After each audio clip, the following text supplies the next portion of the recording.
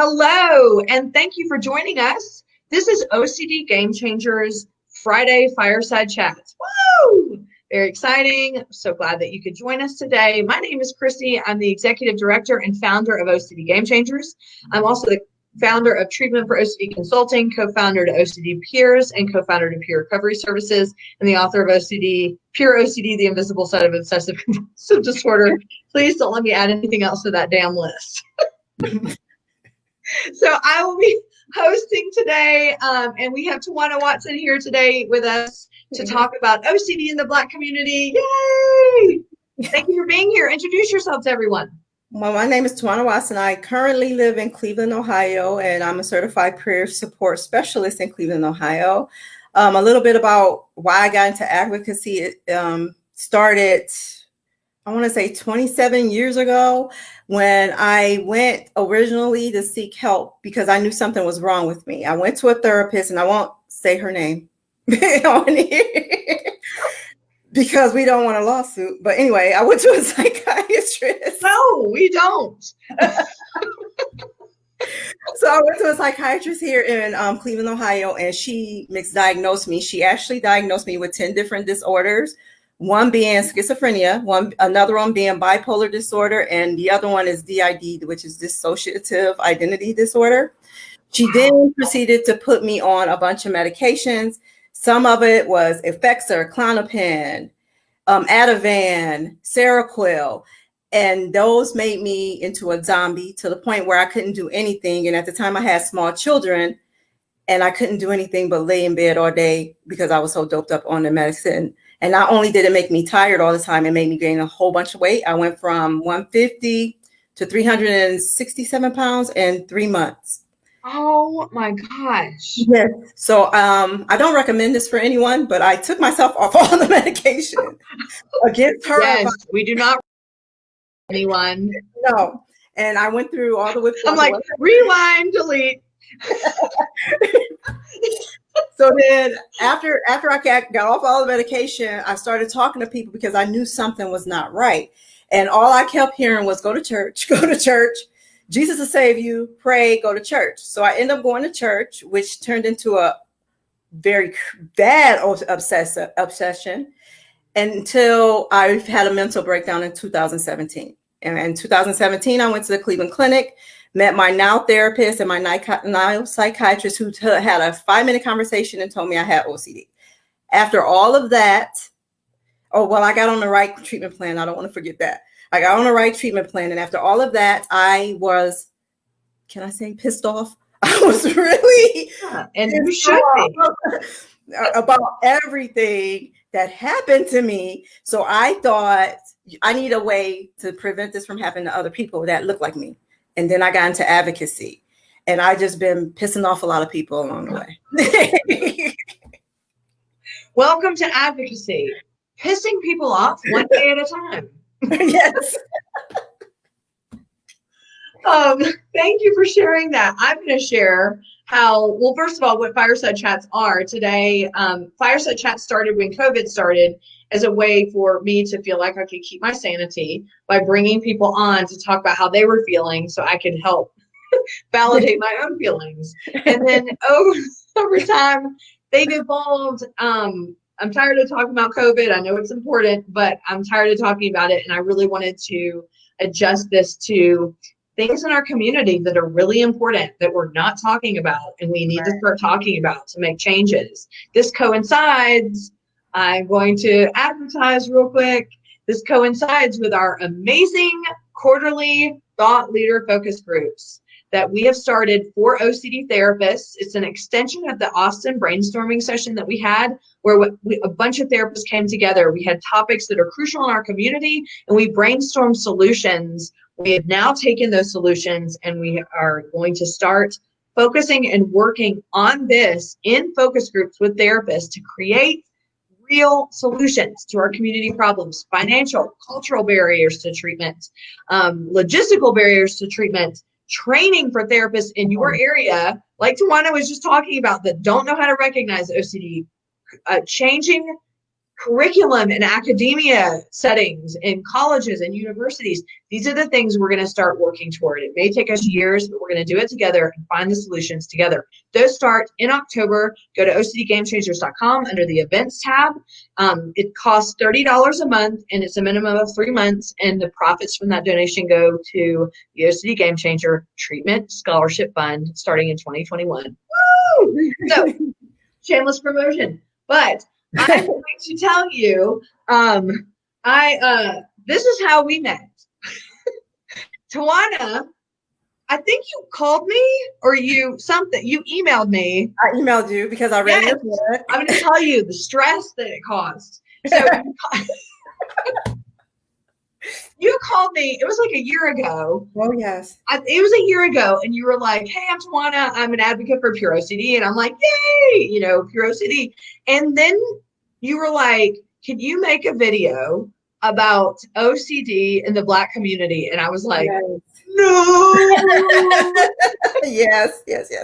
I think I just wrote back, I don't feel comfortable, but I really wanted to write in all the way down the E. And the reason why is I was scared. I know this is an issue. I've always known the disparity and, the treatment for different cultures because I've worked in the setting. I get it. But I just felt this huge vulnerability of me talking about it because I'm just not someone that's walked in the shoes of someone that is discriminated against, especially in the mental health field. So we started up a conversation and I was like, how can I politely be like, hell no? Yes. And you tried many times to say no, but I didn't let you off the hook. And that's why we're here today. And then we brainstormed an idea about, well, maybe I'll keep that to ourselves because we don't want anyone to steal our idea. No. So we brainstormed an idea, but unfortunately, COVID derailed us. Right. And so we are going to have to wait until COVID is not here.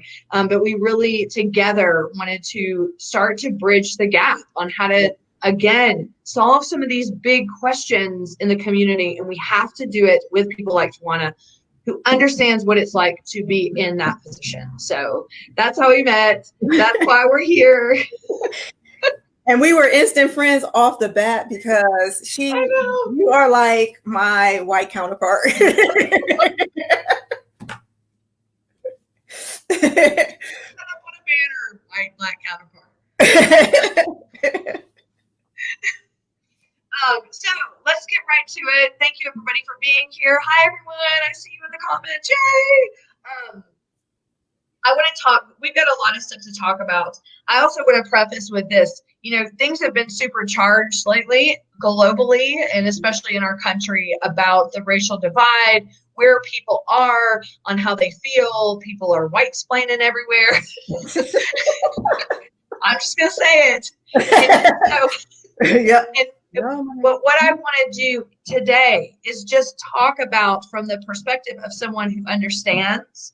And so, some of the things that you may hear in this broadcast might feel offensive, or you might not understand, or you might feel like, well, why is she saying that? That's not how I feel. But here's the thing, like we're not here to change things today.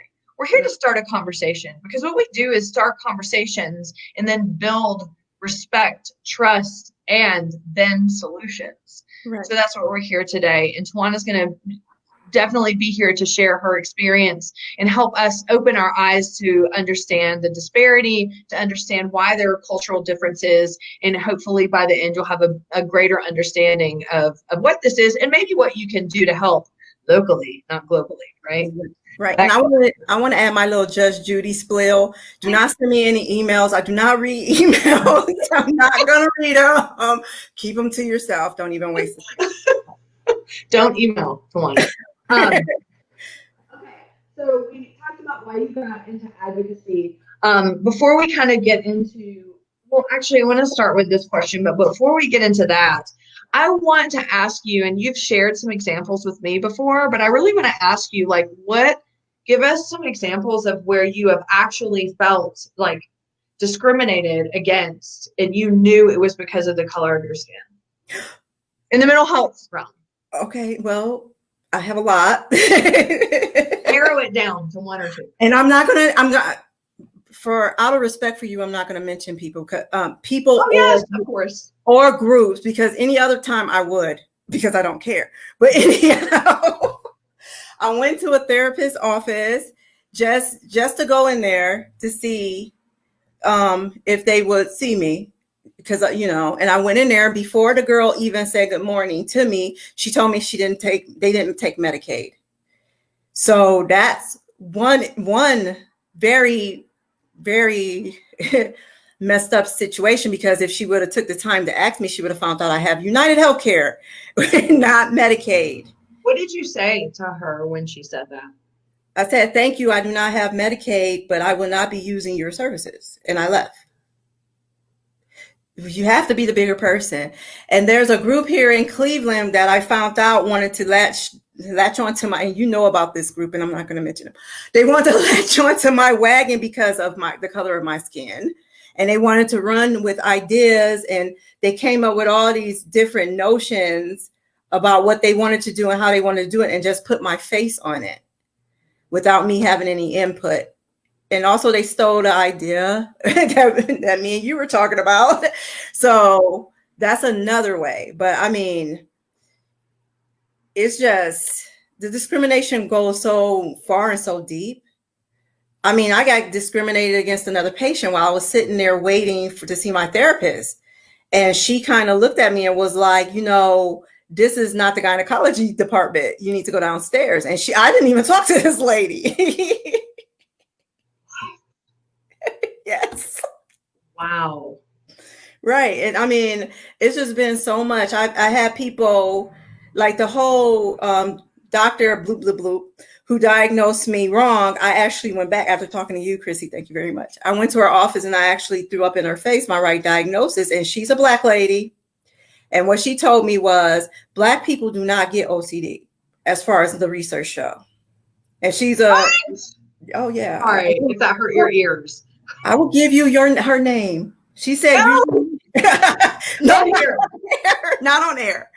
But yeah, she's still one of the top at this hospital. She's still the top psychiatrist at this hospital. And me and her had like a 15-minute conversation after I threw in her face. And she told me that, and I was blown away by it. She was like, normally Black people get schizophrenia, not OCD. What? Yeah. Yes.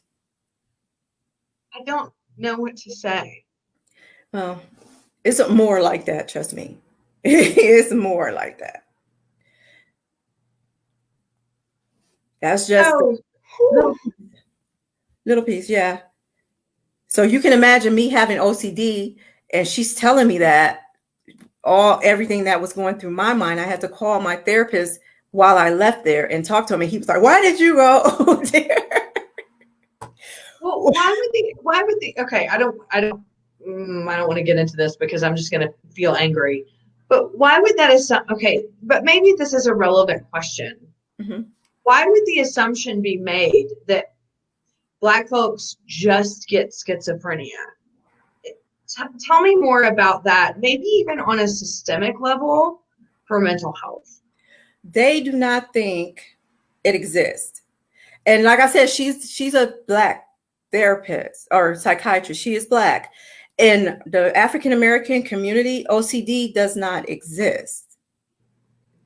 Well, really, it depends on who you're talking to and how old they are. No, psychiatry is not real. It's of the devil, and all that can be fixed with spirituality in the Black community. Okay. However, to some that feel they're involved, if you talk to them about OCD, they'll tell you, my father being one, suck it up. It doesn't exist. So I think that's where her mind frame come from. When I went in there and told her, I'm having thoughts about, at the time I wanted to kill myself. I'm having thoughts about killing myself. It's a thought in my head telling me to kill myself, schizophrenia. Instead of saying, wait a minute, let me back up. I'm not trained for this. Let me show you someone who is, schizophrenia. Mm. And then, oh, you know, all the magical thoughts and everything that comes along with OCD. I was having all of that. And I'm talking to her because I actually trusted her. So I'm telling her all this. And then the DID. She thought I was, you know, she thought I wanted to be something else or whatever she thought.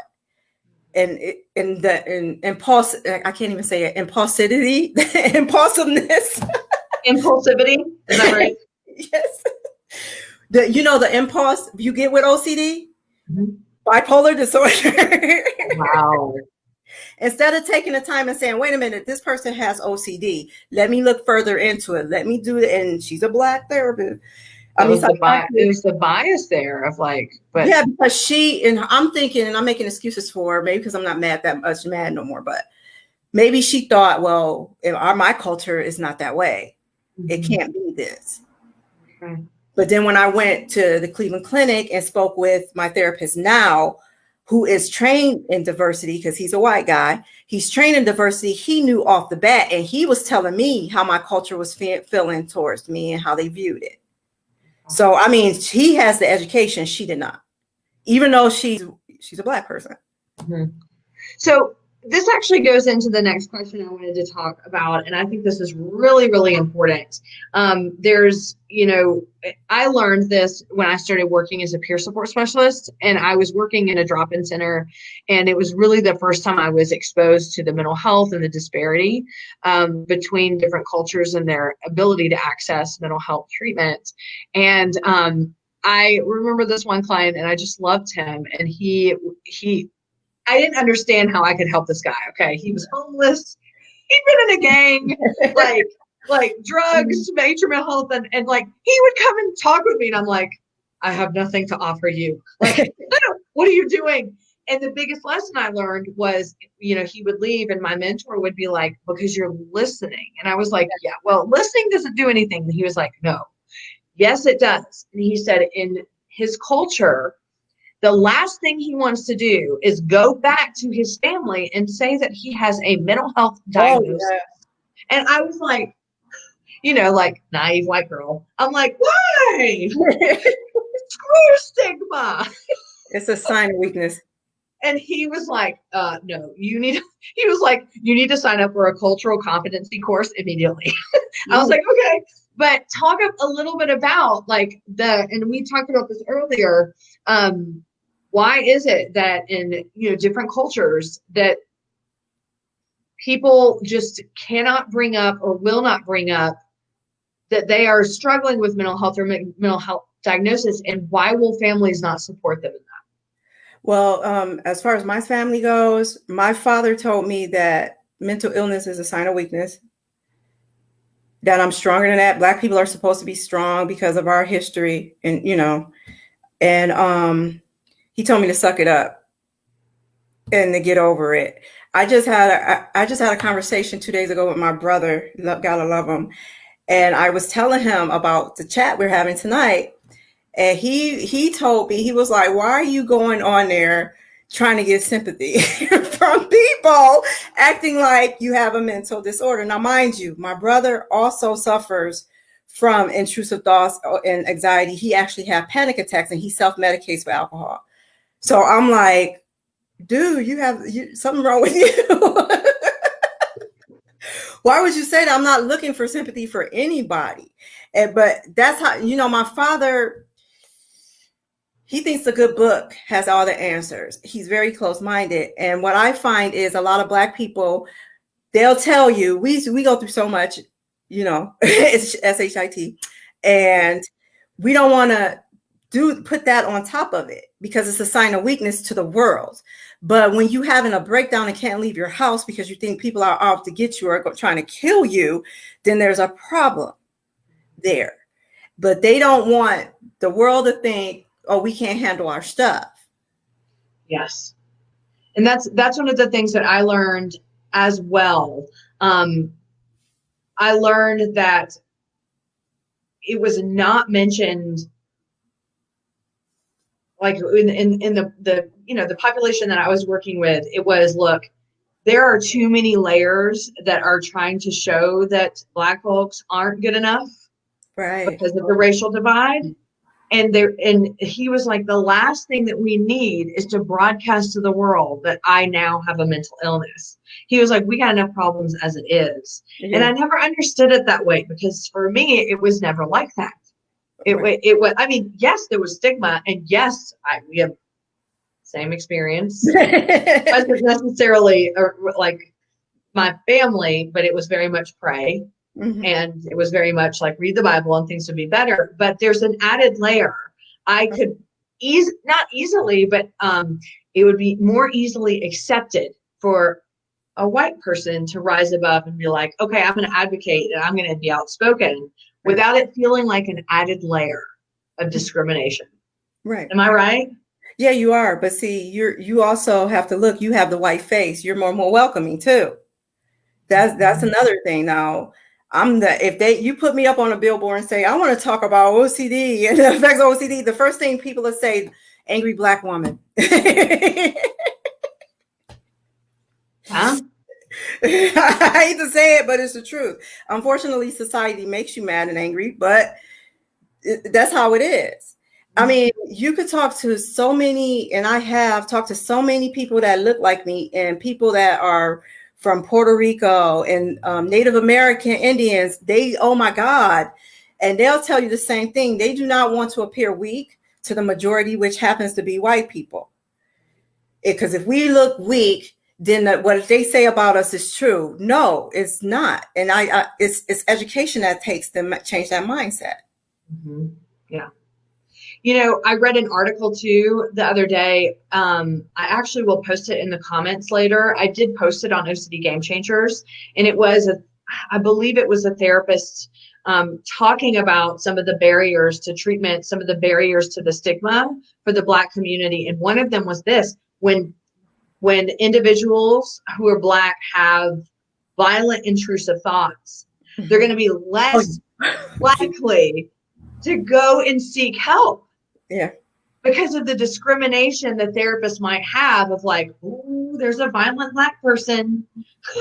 Right? Right. But see, another one, because I had a call on my warm line just the other night, and it was this guy who was Black, and he was having pedophilia thoughts.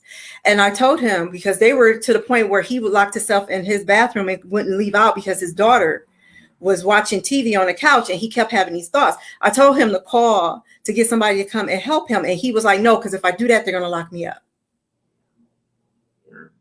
Well, and that's so I talked to this man till 1:30 in the morning to get him calmed down and everything. But I mean, when you have that fear, it's hard to seek the help that you need. Mm-hmm. Oh, yes, you go to jail. I mean, I have a joke. I think I told you about it with my therapist and my psychiatrist. Every time we end the conversation, they always ask me, "Do you feel like hurting yourself?" And I tell them no. And then they'll pause and say, "Do you feel like hurting anybody else?" And then they'll pause and be like, "Without intention." Because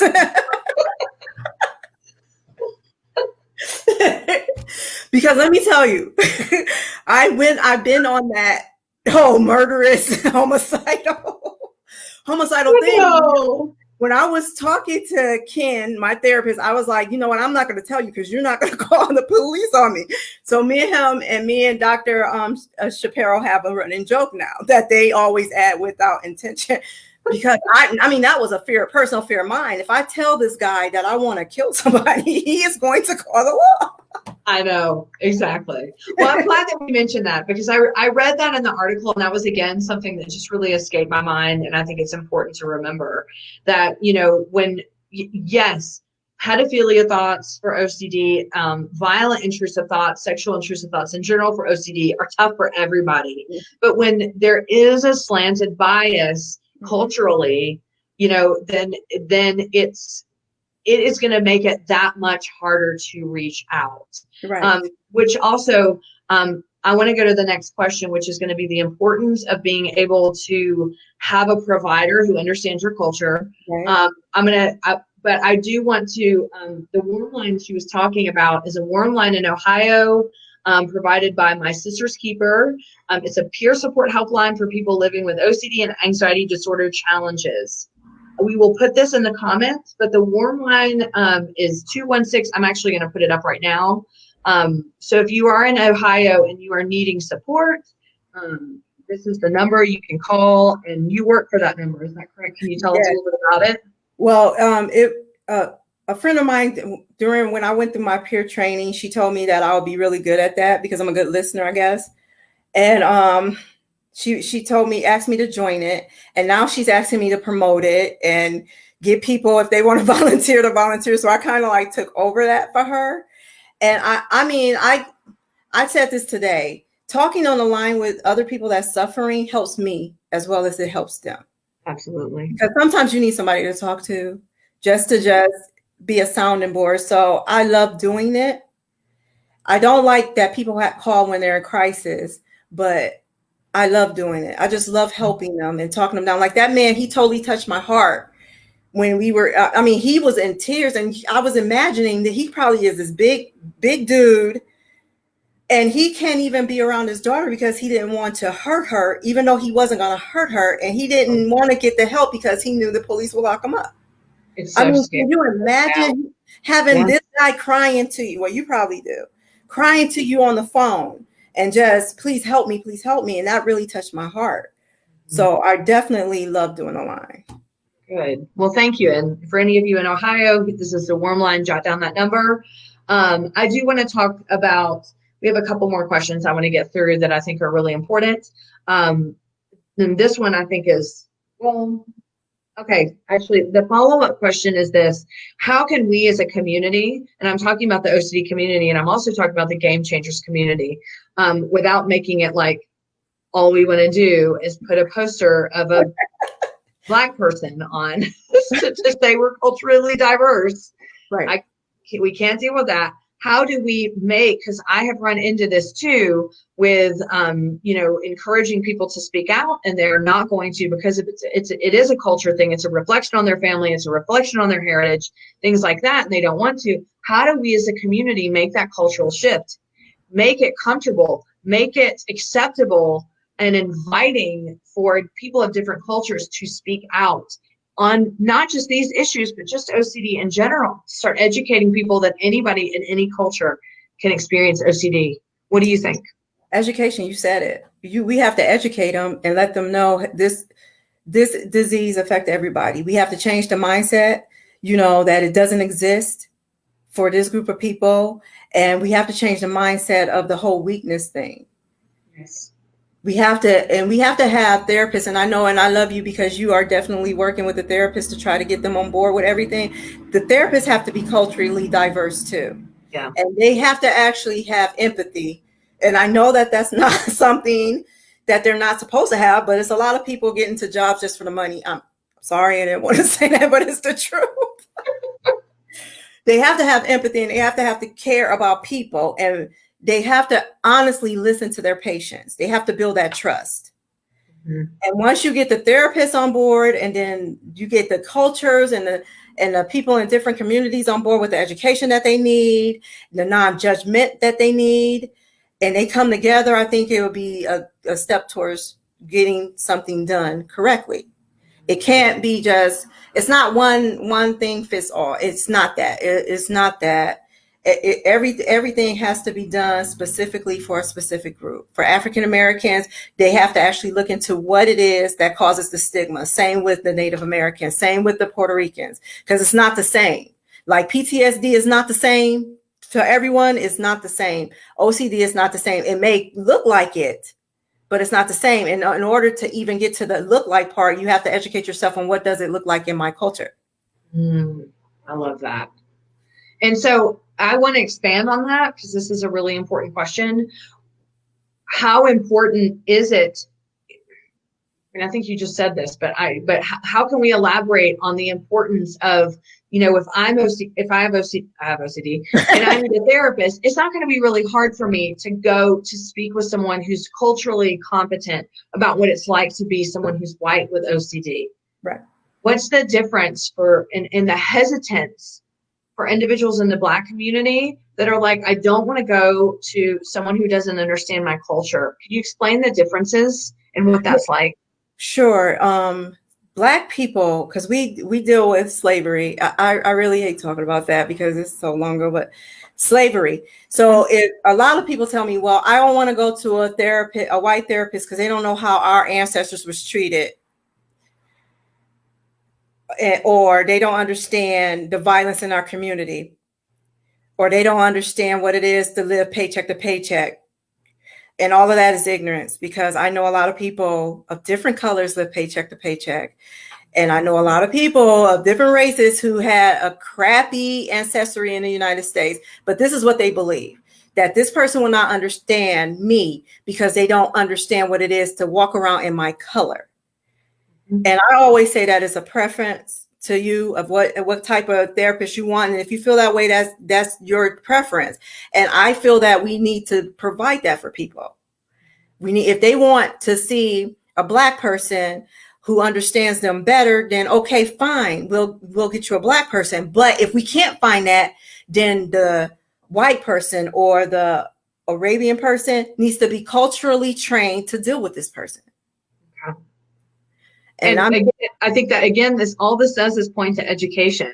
Yeah. And, conversations of, I like to always say, like, believing people and their experience with bias, their experience with being believed, which I think seems like that's becoming really relevant in the conversation of, like, I mean, it's hard anyway. And when you have OCD, for people to believe that it's really going on. But when you already have like this historic bias of, like, we can't talk about mental health because we already got enough racial problems. Right. You know what I'm saying? Then it's all of a sudden going to be extra hard for someone to go ask for help. And then all of a sudden there may be that barrier. Well, I can't go to this person because this, and I can't go, and I don't know who to go to because we don't have a very culturally diverse group of therapists in our community, unfortunately. But that can be broken down with education. Definitely education. Education is the key to everything. Mm-hmm. I mean, like I told you before in the audience before, my therapist is a white dude, but he was trained in dealing with people that look like me. And he proudly portrays his little certificate on the wall. I think, because I sometimes tell him, I think you're more Blacker than I am, because that's what you need. That's what, I mean, but he understood and he broke down my illness for me and why I'm having specific thoughts. Like I have an ongoing fear about being evicted. I know I'm not going to be evicted, but that's a fear. And it's a fear because Black people worry about money a lot. Not saying no one else does, but Black people do. So that is a fear that is ingrained in me. And that's what I always go back to. So him being able to understand makes it easier for us to get along. And for him to know how to help support. Yeah, how to help me. No, yeah. Oh, yeah. He knows how to deal with me. He sounds awesome. And congratulations on finding someone good. We're probably going to wrap up here in a minute, but one of the things, and you and I talked about this, that, this is in creating change. We've talked now about a lot of, that the education piece needs to happen. And we know, you and I both know, that this is not going to happen globally. No. I mean, because God, when we turn on the TV, all we get is, if you don't feel this way, then you're that. If you do this, then you're that, and all this. And so we're getting a lot of bad educational information that's really rooted in shame. Mm-hmm. When in reality, when I go down to the market and I see all kinds of diverse people, I'm like, hey, what's up? Yeah. You know what I'm saying? Like, it doesn't feel the way that it feels. So we talked about, first of all, the solution, I would love for you to expand on this. The solutions are going to be local. Solutions are going to be in the community. They are going to be talking face to face, hearing people's stories, having empathy. And that stuff doesn't come from headlines. That stuff comes from conversations like this. So do you want to expand on that? Well, you have to be able to go, one voice. I think one voice creates a loud noise. So all you need is one voice, but you go out here and you rally a bunch of people peacefully, rattle a bunch of people, present it to your city, county, or state of ideas that you want to see happen. And some areas with the high homeless rates, I know we got together. Somebody told me that they got together and went to the state and was talking about how these people could get better if they had certain types of medication because of their mental illness, and the state is looking into that. I mean, change starts with you first and foremost. If you're on here and you're like just on here for entertainment, you want to see an Oreo cookie, then that's fine. But if you're on here, maybe I shouldn't say that. Do not email me. I do not read emails. I think if we're talking about Seinfeld, it would be the black and white cookie. Which made him sick, by the way. The Oreo, though, too. But anyway, but that's fine. If you want to just do this for entertainment, that's fine. But if you really want to make a change, it starts with you. And me and Chrissy don't have to tell anybody out here how to start there. But start with you in your own little community first. Then, like I said, you can rally up people, take it to the state or however you want to do it. But it starts with you first. Mm-hmm. And here's the thing, and I want to expand on that. I think people think that sometimes these topics are too big for them to take on. But I'm here to tell you, and Tawana, I know that you'll agree with me because you and I both have done some of the same things. It's too big if you don't take action.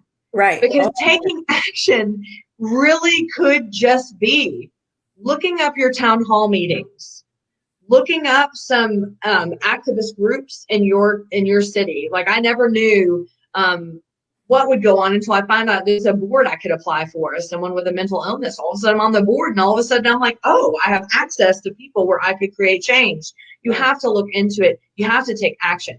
You have to do something. It's very easy and convenient to go, well, I can't make change because I don't know what to do. And I put a Facebook post every once in a while, which is great. For mental health too, put a Facebook page or a Facebook post, because we need to know that people are allies. But if you want to do something, do it. Take action. Go down to rallies. Go down to legislative, things that there are all kinds of things downtown that at the Capitol that people do, and you can go down and sign up for people and meet and all this stuff. Do it. Both you and I have, and it's easier than you would think it is. Right. It's just you have to take action. It's very, very easy. And one other thing, when you hear somebody telling the OCD joke, because the little OCD jokes get on my nerves, stop them and just say, don't. That's how you take action. Yeah. I mean, we have to stop all of that. That's a stereotype right there. I am not clean at all. I'm the most junkiest person in the world. And when people go around and saying, I'm just so OCD, I'm like, you don't even know what you're talking about. Exactly. It's not about being clean. It's just not that. Correct them, but you have to educate yourself to do that. And just listen to people and hear what they say, and don't try to judge anyone that has a disorder or who is not normal. We could go on and on about what normal is, but last question, and you and I kind of came up with this together, that knowing that it's hard, and I've seen this in the people that I support too, and I always encourage even clients I work with, like, if you want to speak out and do something, do it. And I have seen that people from different cultures want to do something and they just stop when they think about it. It's finally, I could actually do this. And then it's like, no, I don't want it to reflect on my family or whatever. But we also think, we talked about how important it is to not use different cultures to promote an agenda. Oh yeah. Yeah. I just want to say, like, I was telling Tawana the story before we started the broadcast of like OCD Gamechangers, when we were forming the board and talking about expanding the board. It was brought to the attention that we don't have diversity on our board, and all of a sudden, like, the conversation started, and then the conversation came to a halt, and we literally all four were like, we are not just going to put someone on this board that isn't about our agenda, about our mission and vision, and isn't ready just so we can show that we're diverse. And I think that in the I don't want to get into the events that have happened in the last few months, but I think in that, all of a sudden we see the scrambling of like, oh, we need to get diversity so we don't get canceled. Right. Right. So right. the question is, how do we support and encourage other cultures to speak out about mental health? Because it's so important without it being an agenda. Well, you have to be open and transparent and honest with the Black people, because I know it's a trust thing with my people. You know, you have to be honest. You have to be upfront and tell them, hey, because this group that tried to screw me over, sorry, you know, they were not upfront. They was not upfront. I kind of found out what they were trying to do with me on the back end, and that you don't want to do that. If you want to support a cause in your culture and somebody comes to you and they want to do this with you, make sure you know what they're standing for. Make sure you know what their main reasoning is. A lot of people contact me to do talks like this, and another group that I committed to, thank you very much, Chrissy, for that one, but I committed, so I had to do some town halls for them. But a lot of groups come to me, and I thoroughly try to check them out before I say yes to whatever. I call people, and Chrissy can attest to this, and ask questions. With that one, I did it after I say yes, but always check them out, because you don't want to connect yourself to somebody who is using you. And I didn't want to use the word use, but that's pretty much what it is. I think that that's something that we have to be really careful about now because of cancel culture and because of, people feeling like they need to cover some bases. So with that said, just, I knew Tawana long before all this went on a few months ago, peeps. If you want to know how, just rewind to the beginning of this and you'll find out how we met. Yeah. And how I tried to reject her like 5 times out of fear. See, it didn't hurt. It didn't hurt that bad. And then, but with that, I definitely want to thank you so much for being here. It's been a pleasure getting to know you over the last year or so. And we definitely have some really cool ideas moving forward on how to bring the community together and just start the conversation, because that's what I've heard here the most. That's what I already knew, but just want you to hear is that this is about conversations. Right. This is about taking action, but this is taking action locally to people you can see in person, that you can learn more about who they are, their culture, their families, their history, and they can learn about who you are, your culture, family, and history. That's how we really make the biggest changes. So thank you for being here and being part of starting that conversation. No problem. Any final words for people who may want to start speaking out about culture, or people in different cultures that want to speak out and are scared?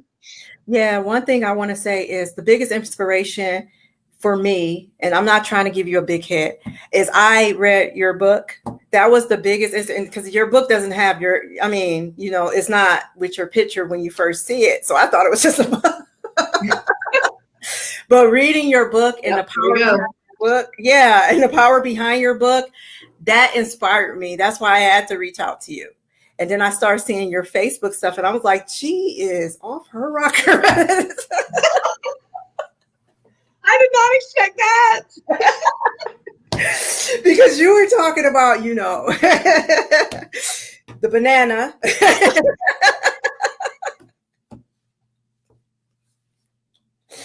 Oh my God. Well, I'm glad it was inspirational for you. And I feel like that, I'll accept that I may be instrumental in what you're doing now. And I feel very honored to be that person. So thank you. No problem. So I would give out Tawana's email, but she said no.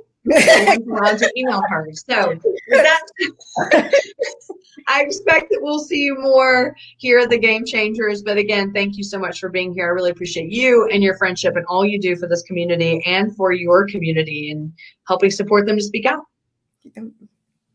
And No thank problem. you, everyone, for being here today. I hope that you learned something. This has been fabulous, and I hope you laughed a little because I know we always do.